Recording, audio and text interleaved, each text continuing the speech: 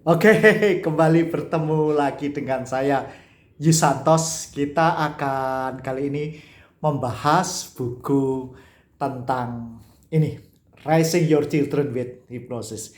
Jadi bagaimana penggunaan hipnoterapi di dalam kasus anak-anak, Bapak Ibu. Ini ditulis oleh Donald J. Motin, Bapak Ibu. Ini adalah salah satu trainers NGA, organisasi terbesar hipnoterapi di dunia, Bapak Ibu.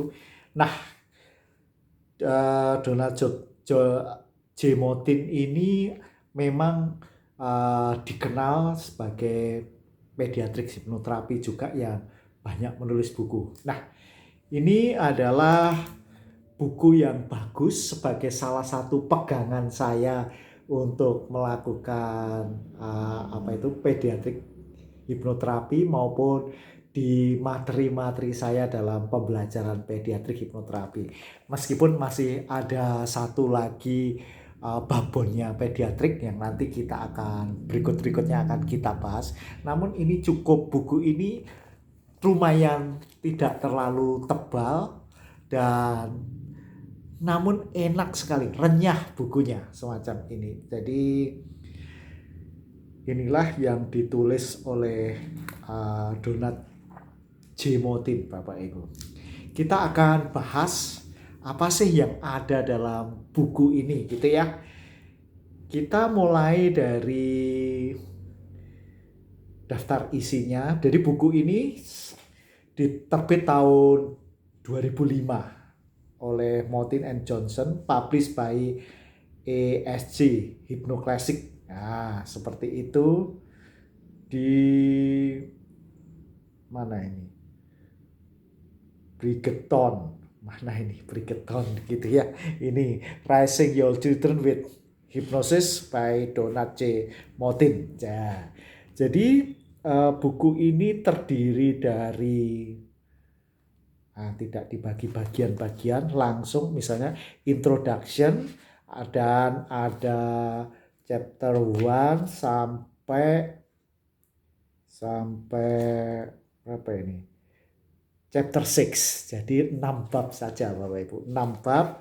Buku ini hanya 164 halaman.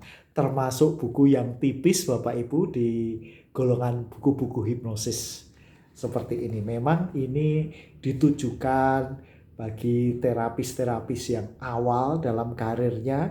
Ini singkat saja, tidak terlalu berat seperti handbook pediatrik yang lain, Bapak Ibu, pediatrik hipnoterapi yang lain.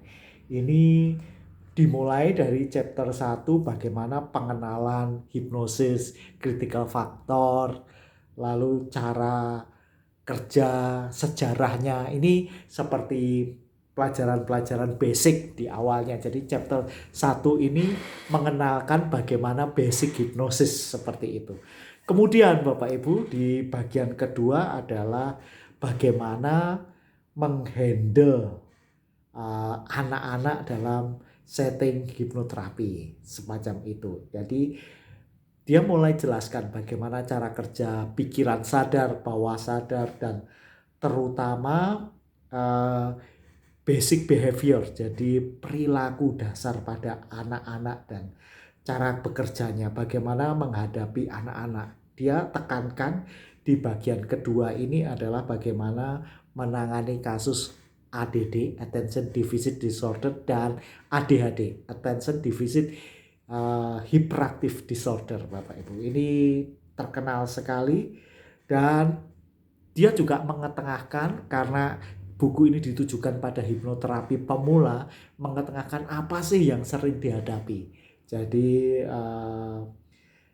pertanyaan-pertanyaan yang sering ditanyakan dan apa yang sering dihadapi ketika seorang hipnoterapis melakukan intervensi pada anak-anak seperti itu, Bapak Ibu.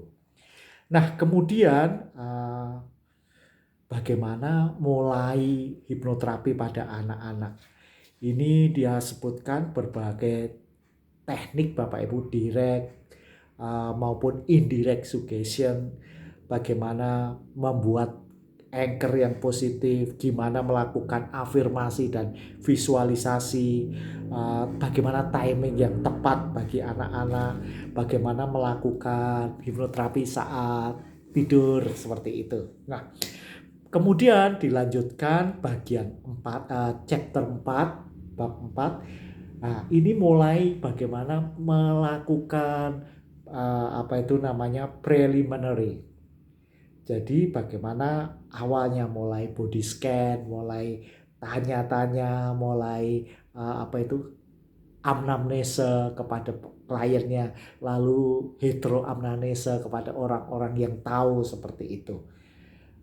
Nah, di sini juga ada tes dan challenge-nya untuk ciri khas hipnoterapi klasik gitu Bapak Ibu ya. Kemudian dilanjutkan chapter 5 Bapak Ibu, bagaimana proses transformasi Bapak Ibu. Nah, ini transformasi dia membagi dua, tetap juga peran orang tua juga dilakukan. Jadi hal-hal yang dikerjakan anak-anak, kliennya anak-anak di rumah, dan hal-hal yang harus dikerjakan orang tua di rumah. Jadi dia sebut itu sebagai homework for children dan homework for parents. Seperti itu. Nah, kemudian dilanjutkan chapter 6. Ini panjang banget chapter 6, chapter terakhir. Dia membagi chapter 6 ini kasus-kasus yang bisa dihadapi oleh dan dibahas di sini Bapak Ibu. Apa saja? Dia bagi menjadi berapa bagian ini? 4 bagian Bapak Ibu. Saya balik saja. Bagian yang pertama itu rupa-rupa yang banyak sekali ditangani apa saja. Yang pertama ADD, ADHD. Nah, kalau ada kesulitan, buku ini sangat membantu. Lalu soal-soal tentang attitude, sikap Bapak Ibu. Lalu soal tentang confidence. Lalu bagaimana anak-anak bisa enjoy the life, kasus itu. Lalu bagaimana menghadapi anak-anak yang mood swing Bapak Ibu. Jadi moodnya itu terayun-ayun, swing gitu ya. Lalu bagaimana menghadapi bad habit. Anak-anak yang disobeying, jadi nggak taat, terus cheating, yang willet gitu ya. Willet apa cheating itu nggak fair kalau bermain seperti itu. Bohong, lying. Lalu bagaimana anak-anak yang suka mencuri Bapak Ibu, stealing. Nah, ini di pediatrik kita ajarkan.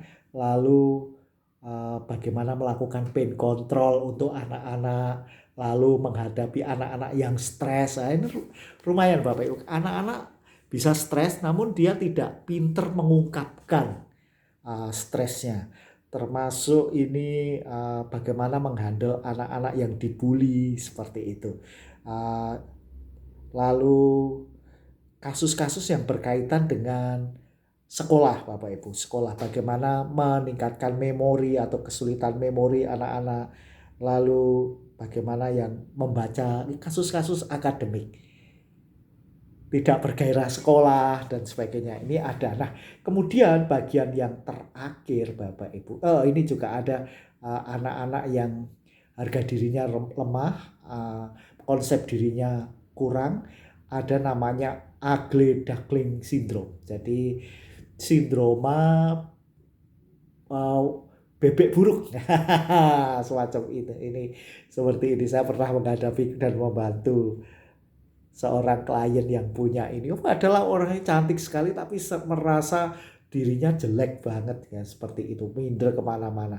Termasuk di sini apa itu proses slimming pada anak-anak. Bagian terakhir juga ini dia ada kekhususan mengenai gangguan-gangguan tidur, sleep habit, termasuk night terror, nightmare, jadi semacam itu anak. Terus ada juga yang permasalahan bicara, ada speed delay, ada apa itu mumbling, volumenya nggak bisa keras kalau bicara, nggak pede, mulut ditutupi terus, ada Bapak Ibu. Lalu ada juga bad habit yang secara pikiran bawah sadar, apa tarik-tarik rambut, gigit-gigit kuku, gagap, stuttering. isap-isap jari Bapak Ibu. Anak-anak sampai remaja begini repot. Termasuk yang kasus-kasus remaja biasanya adalah drug, alkohol, smoking, stop smoking. Nah, buku ini kurang lebih seperti itu Bapak Ibu, dan ini mudah Bapak Ibu karena untuk anak-anak tidak perlu panjang-panjang. Di sini sudah ada banyak menyediakan, selain teknik terapinya ada skrip-skrip yang orang tua tinggal baca saja Bapak Ibu. Tahu induksinya, tahu deepeningnya. Nah, selalu yang kekasannya di pediatrik hipnoterapi, setelah induksi deepening, tentu saja sebelumnya ada pre-induksi, selalu ada teknik namanya ego strengthening Bapak Ibu. Selalu itu sebelum melakukan hipnoterapeutik yang lain. Di sini juga diketengahkan seperti itu, dan buku ini ringan banget Bapak Ibu. Ringan banget. Yang saya bahas lebih dalam ini di tingkat pre-elementary. Jadi yang terpenting adalah bagaimana membangun kepercayaan kepada anak-anak selama sesi, lalu anak-anak enjoy dalam sesinya. Jadi tidak perlu terburu-buru terapi, karena harus dibuat anak percaya dan enjoy. Setelah itu enjoy, baru diciptakan positive expectation di anak-anak. Nah, ini sisi inilah yang penting Bapak Ibu dibandingkan buku lain. Dia tekankan bagaimana membangun trust, lalu bagaimana membangun sesi yang membuat anak itu happy selama sesi, kemudian diberi positive expectation, lalu bagaimana anak percaya bahwa bersama berproses dia akan mencapai goalnya. Baru kemudian remove fear, ketakutan-ketakutannya dihilangkan. Kemudian baru diteruskan sesi terapi. Preliminary step ini sangat penting ditekankan oleh Donald J. Motin. Kurang lebih itulah buku Raising Your Children with Hypnosis. Masih bersama saya Yus Santos. Kita akan ketemu lagi dalam pembahasan buku-buku yang lain. Terima kasih, sampai jumpa. Yes.